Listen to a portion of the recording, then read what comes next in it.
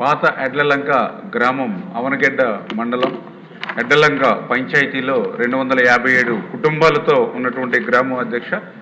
ఈ పాత ఎడ్లలంక గ్రామం ఈ కృష్ణానదికి సంబంధించినటువంటి 2 పాయల మధ్య ఉన్నటువంటి పరిస్థితి అధ్యక్ష. అందులో ప్రధానంగా ఇది సముద్ర మట్టానికి కూడా 6 మీటర్ల ఎత్తులో ఉన్నటువంటి పరిస్థితి.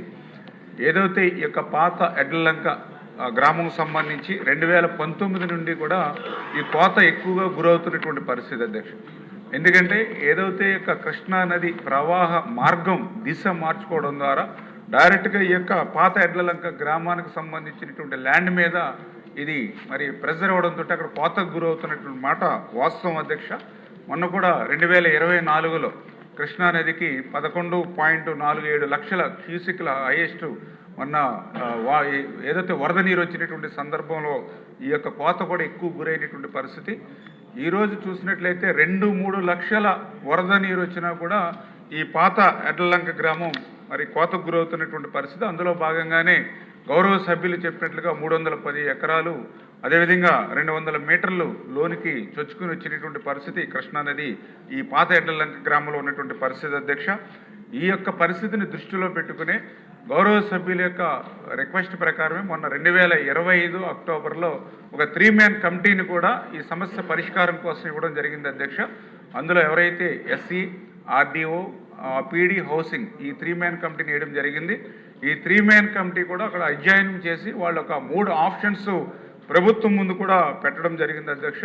అందులో ఫస్ట్ ఆప్షన్ వస్తే ఏదైతే ఈ యొక్క ఎడ్లలంక గ్రామంలో పాత ఎడ్లలంక గ్రామంలో ఎవరైతే ఈ యొక్క 257 కుటుంబాలు ఉన్నాయో వీటిని మరింత సురక్షితమైనటువంటి ప్రాంతానికి తరలించడం ఒక మార్గం అని చెప్పి ఒక ఫస్ట్ ఆప్షన్గా ఇవ్వడం జరిగింది.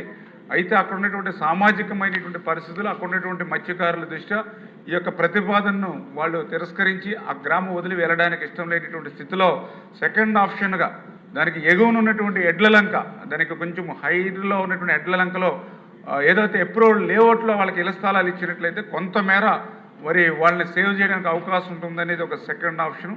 ఈ 2 కాని పక్షంలో మూడవది ఏదైతే సాంకేతికంగా దాని రక్షణ అంటే ఏదైతే బాథమెటిక్ సర్వే, టోపోగ్రాఫిక్ సర్వే అదేవిధంగా సాయిల్ టెస్టింగ్ సర్వే చేసి అక్కడ గ్యాబింగ్ వాల్ నిర్మాణం చేయడం ద్వారా కొంత ఆ యొక్క రక్షణ తీసుకోవచ్చు ఈ యొక్క పాత ఎడ్లలంక గ్రామానికి అని చెప్పి దానికి 50 కోట్ల రూపాయలతోటి ఎస్టిమేషన్ వేయడం జరిగింది అధ్యక్ష.